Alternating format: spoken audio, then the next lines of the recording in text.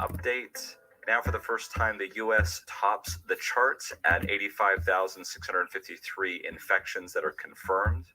Staggering 24,000 total deaths.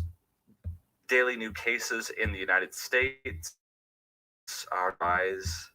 And if we look at total cases, or tops that list by a large amount. It is the epicenter of the new cases at this point. And because of that, supplies are running scarce. There's an article here in the New York Times talking about the scarcity of mechanical ventilators. New York starts sharing ventilators, and this was approved by the governor. To keep coronavirus patients breathing, hospitals pioneer a little tested method. You can see there a portable ventilator that ambulances use to transport patients who are on ventilators. They mention here that this is not the first time that this has happened before. They did this in Las Vegas when there was a mass shooting. In previous updates here on MedCram, we showed you Dr. Babcock, the ER physician, demonstrating that in a video on YouTube.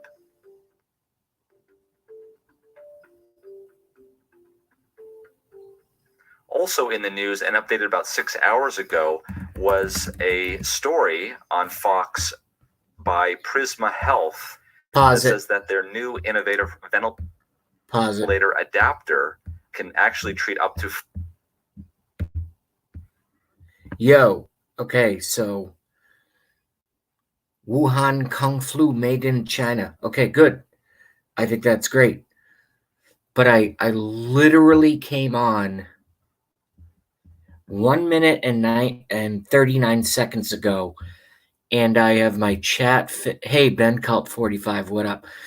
I have 1, 2, 3, 4, 5, 6, 7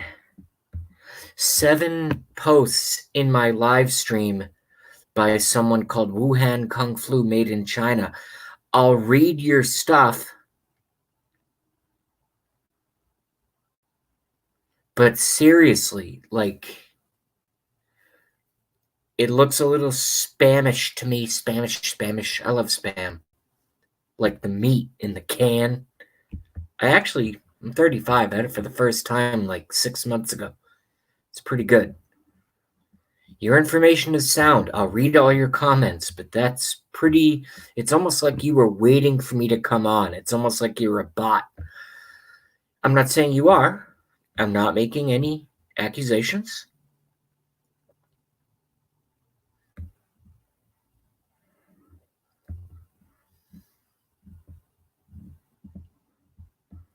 But my supposition is that you're probably a bot, and that's okay. Hang out. Just don't ruin the fucking chat for everyone else. Let's just watch this shit. If they don't want to watch it with me, they can go to another channel. I'm trying to find the newest stuff here. 4 patients on a ventilator at a time. There was another ER physician named Sarah Ferris, and her husband, who is a software engineer, developed this device called Vesper. As it turns out, this is a 3D printed device. and they are making it available FLS so that it 360 can says, be "How about now, printed JB?" in your Yeah, local no. hospital. What up, FLS 360? In addition to this, the U.S. Food and Drug Administration has granted emergency use authorization for this type of ventilator. And down here, you can see a link. Other hospitals that want to begin using Vesper can receive the free source code and printing specifications for the device today by registering on Prisma's Health website, and you can see it there.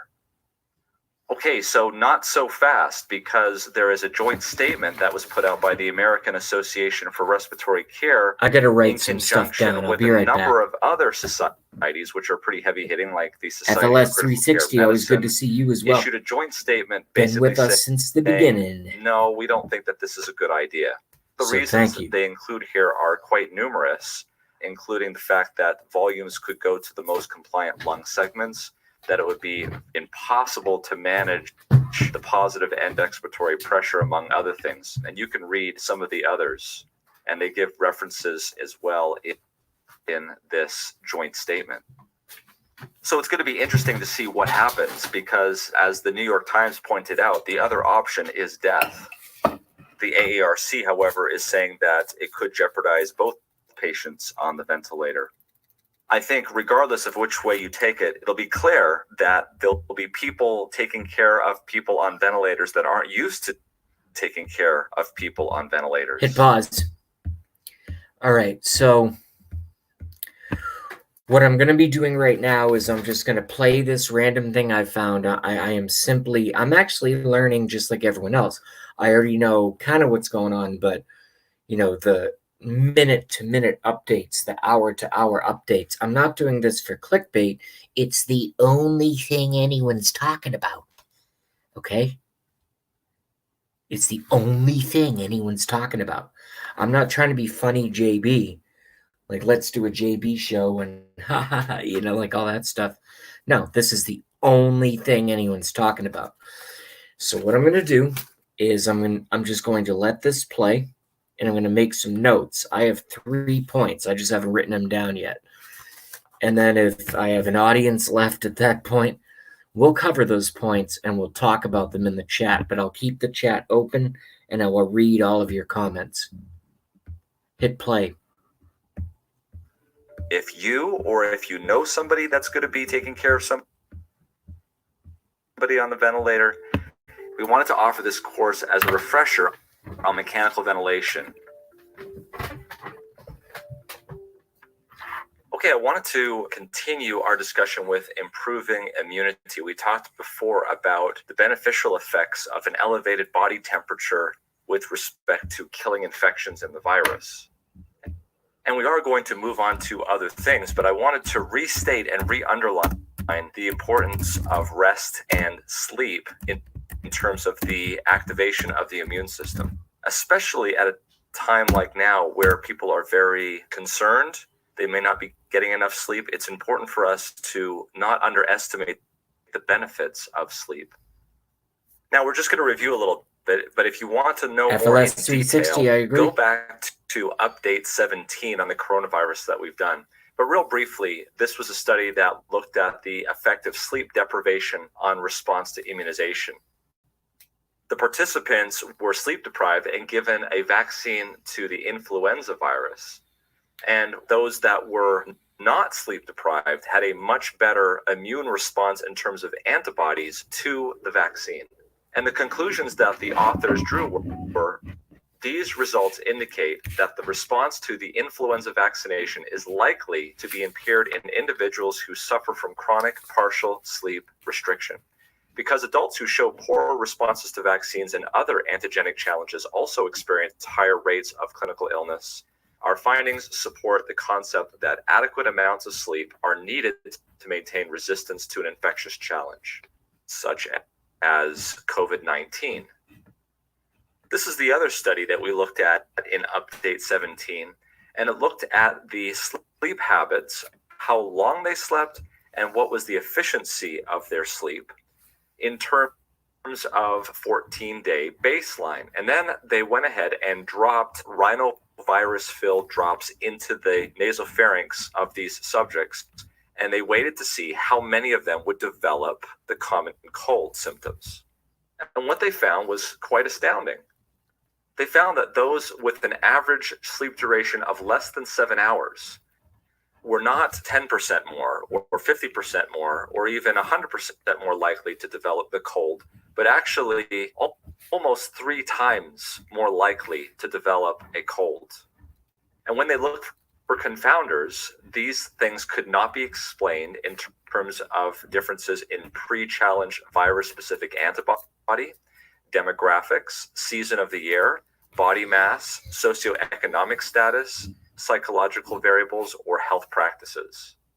And so here we have, at least for rhinovirus, evidence that poor sleep efficiency and shorter sleep duration in the weeks preceding an exposure were associated with a lower resistance to the viral illness. But there's even more research that just came out last year, and this is the focus of sleep that I want to look at today. So the first thing that you have to understand is that there is a cell which is infected with a virus, and in this case, it was a CMV infected cell. CMV stands for cytomegalovirus. It's a common virus that can cause a chronic infection. Here we have the nucleus. And because this cell is infected with cytomegalovirus, it makes its normal proteins on the cell surface so that the cells of the immune system would recognize it. But it also puts a little portion of that cytomegalovirus protein out on the surface to let the immune cells know that it's a infected cell. And so these regular proteins that are made in the cell are known as an MHC1. That's not that important to understand, but that's the name of the protein. This here is a portion of the virus that lets the immune system know that it is in fact an infected cell. There are other proteins that are also on the cell, and these proteins help immune cells dock with them so that they can make the appropriate determination of whether or not this cell should be destroyed or should survive. And this protein is known as ICAM. ICAM. So far, so good. Now, let's bring in our immune cell. It's our cytotoxic T cell. It's responsible for going around and making sure that cells are not infected and taking care of cells that are infected. See both of you. And these would be the cells that would be going around and getting rid of coronavirus infected cells so they don't produce more virus to infect more cells. And in fact, if this can be done early in the course, you would have a limited disease, and it wouldn't lead to many, many cells being infected, causing many T cells to have to try to fight and causing that cytokine storm. Well, there's a couple of proteins on these T cells. So this is a T cell, and it's a cytotoxic T cell. Not toxic to you, but cytotoxic to the cell that's infected. These are actually your friends. So there is a receptor on the T cell that sees that little particle of the virus and understands that this cell needs to be destroyed. And that is called the T cell receptor, or the TCR. The TCR also activates right next to it, and I'll show this here in green, that it's activating the beta integrin. This interaction between beta integrins and the ICAMs allow for a very strong docking that allows these cells to bind very, very strongly to these infected cells.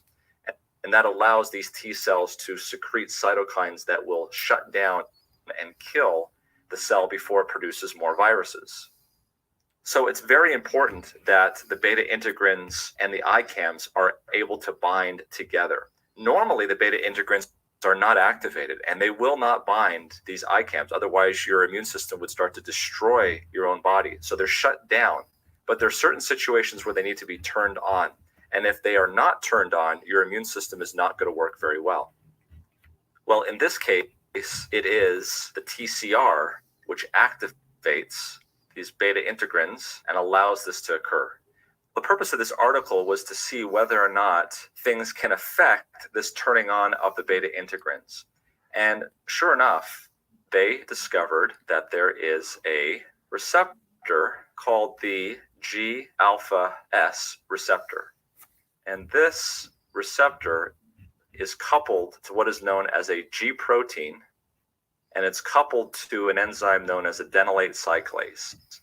There's a lot of moving parts to this receptor, but I'm going to simplify it and show you that essentially it takes ATP, which is abundant in the cell, and it converts it into something called cyclic AMP.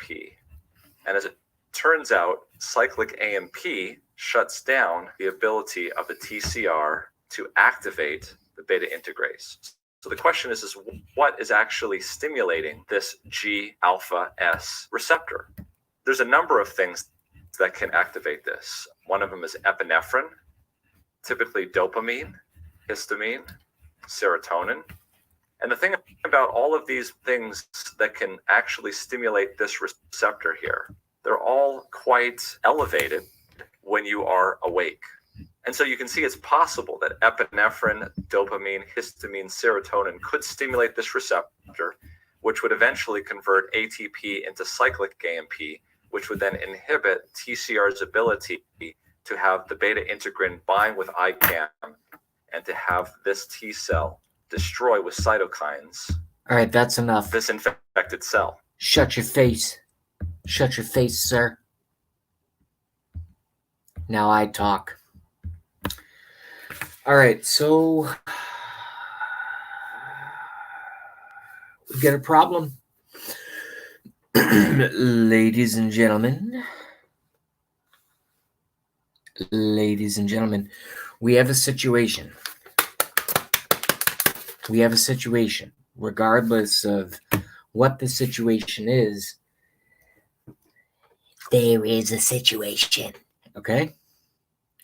So we're going to have to talk about it. And my numbers were going up. Now they're going down. Maybe they saw that I went live and they're like, nope, we can't let this guy talk. Number one. These are just my three. And this is not something that I just came up right now off the top of my head. It's a synthesis of my thoughts I've had over the last, because I was like, I wonder what's going to happen after the stock market opens on Monday, which is actually doing pretty well, or it was doing well. I didn't watch it because I left work early because I don't have any work to do because all of the dental offices are closed.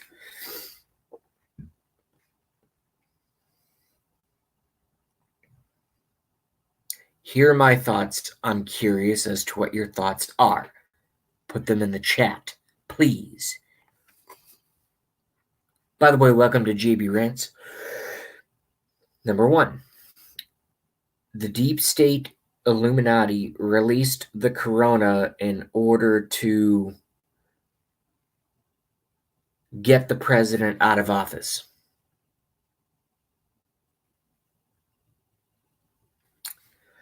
Number two, the virus, quote, these are my words, the virus, quote, just happened, and sickos are using the plague as opportunists for political gain.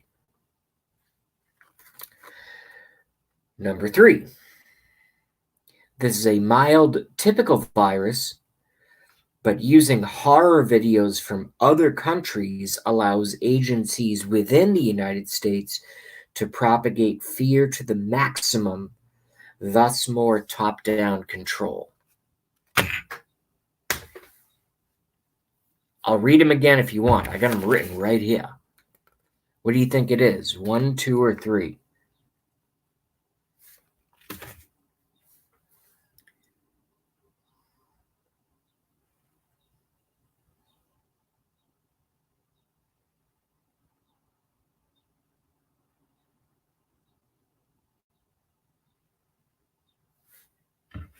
FLS 360 says propaganda at its best.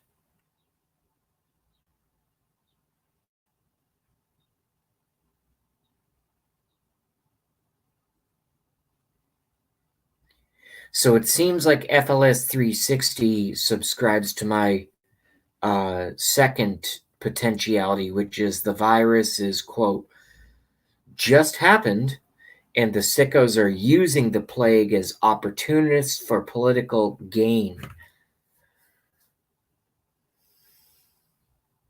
Well, I know it's all the above, but there's always at least, one thing. There's always at least one cornerstone on which to build the rest of the dog shit, if that makes any sense.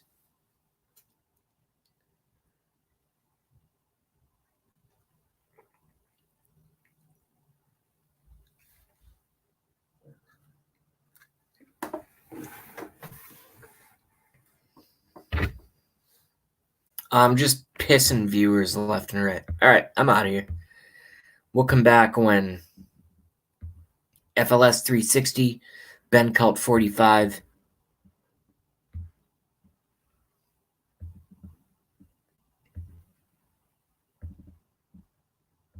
I think Wuhan Kung Flu was a troll. All right, I'm out of here. I'll be back.